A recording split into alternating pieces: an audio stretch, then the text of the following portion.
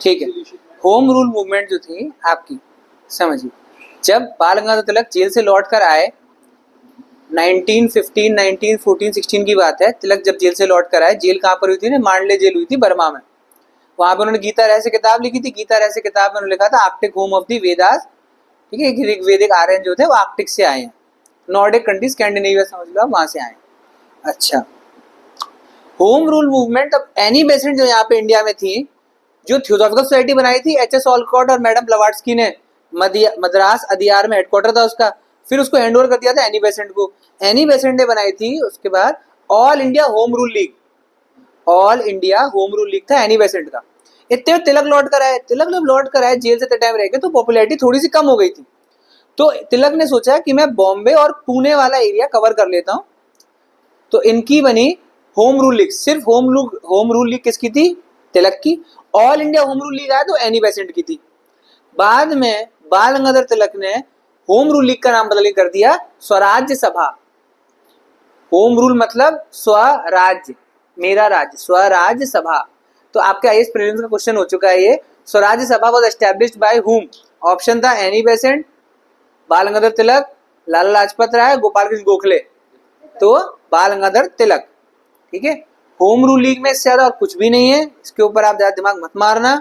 आप याद रखना 1915 में महात्मा गांधी 9 जनवरी को जब लैंड होते हैं, 9 जनवरी हम प्रवासी भारतीय दिवस मनाते हैं, उसी साल वो गए थे बनारस हिंदू यूनिवर्सिटी बीएचयू का रिबन काटने इनॉग्रेशन में, जो कि मदन मोहन मालवीय करा रहे थे पूरा ऑर्गेनाइज। वहां पर महात्मा गांधी ने दी थी पॉलिसी ऑफ ट्रस्टीशिप कि आपके जेब में जो पैसा है वो एक्चुअली सब लोगों का है। आपके जेब में अगर एक्स्ट्रा पैसा है तो वो समाज के कल्याण में लगाओ। गांधी तलिस्मान आपके एनसीईआरटी किताब के आगे लिखा हुआ है, वो वाला भी। ठीक है, तो वहां पर आपकी एनी बेसेंट आती है महात्मा गांधी के पास कि मेरी all India home rule league join कर लीजिए। महात्मा गांधी मना कर देते हैं, नहीं। तिलक भी आते हैं कि होम रूल लीग स्वराज सभा ज्वाइन कर लीजिए, ये मना कर देते हैं।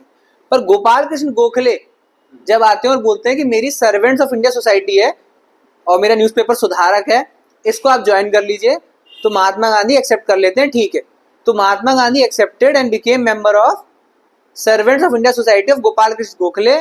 और उसके बाद गोपाल कृष्ण गोखले को बोल दिया था कि आप मेरे पॉलिटिकल गुरु हो, आप मुझे पॉलिटिक्स समझाओ। तो गोपाल कृष्ण गोखले ने क्या बोला, आप 1 साल के लिए भारत घूम कर आओ।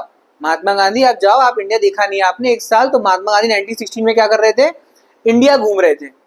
फिर 1917 में चंपारण, फिर अहमदाबाद मिल वर्कर स्ट्राइक, फिर खेड़ा सत्याग्रह, और 1919 में जलियांवाला बाग के बाद नॉन कॉपरेशन मूवमेंट वो स्टार्ट कर देंगे। ठीक है, ये आपका होम रूल लीग एक ओवरव्यू कंप्लीट हो गया।